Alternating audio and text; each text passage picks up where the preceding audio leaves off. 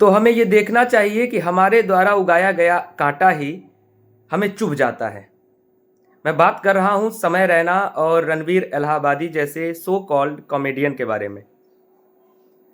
विगत दिनों से लगातार चर्चा चल रही है कि समय रैना ने, रणवीर इलाहाबादी ने जिस तरीके की बात की है वो भारतीय समाज ही नहीं बल्कि पूरे देश के समाज के लिए एक शर्मिंदगी भरा कॉमेडी है। उसको आप बयान कह लीजिए, कॉमेडी कह लीजिए।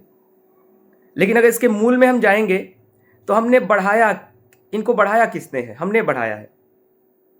आखिर इतने सारे व्यूज आ रहे थे तो कौन लोग थे जो इतने सारे व्यूज को दे रहे थे?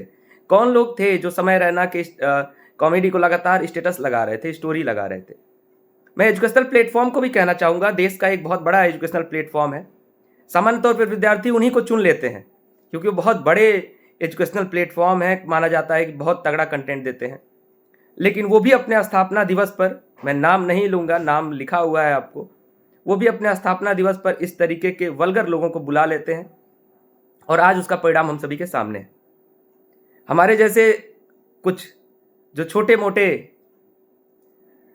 अपने देश को बढ़ाने के लिए जो लोग प्रयास कर रहे हैं, जैसे मैं भी एक एजुकेशनल प्लेटफॉर्म रन करता हूं, लेकिन लोग क्या करेंगे कि ट्रस्ट मुझ पर नहीं करेंगे बल्कि कहेंगे कि जो सबसे बड़ा एजुकेशनल प्लेटफॉर्म है उस पर ट्रस्ट करेंगे। आप अपने ट्रस्ट का परिणाम देखिए। तो इस देश में सोचना होगा, हम सभी को सोचना होगा कि हमारे चयन की विधि क्या है, हम किस तरीके से किसी को चयन कर रहे हैं। और वो हम ही ने उगाया है कांटा जो आज हमें चुभ रहा है। तो उम्मीद करता हूं इस पूरे देश से, खास करके युवा वर्ग से, कि आप किसको चुन रहे हैं थोड़ा सावधानी से चुनें, नहीं तो इस तरीके के तमाम कांटे उगते रहेंगे। शॉर्ट्स में और रील्स में आप इसी तरीके की वल्गैरिटी देखते रहेंगे। चाहे गाने से आप संबंधित कर लीजिए, चाहे आप इस तरीके के कॉमेडियन से आप एक्सपेक्ट नहीं कर सकते, कुछ अलग नहीं एक्सपेक्ट कर सकते। इनकी रणनीति ही यही है, ये वही करना चाहेंगे जिससे ये वायरल होंगे।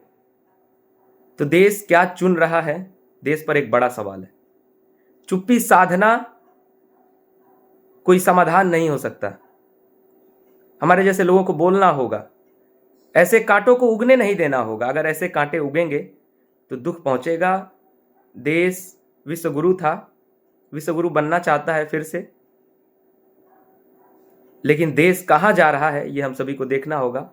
ऑनलाइन दुनिया में बहुत सारी सावधानियां रखनी होंगी। बहुत बहुत धन्यवाद।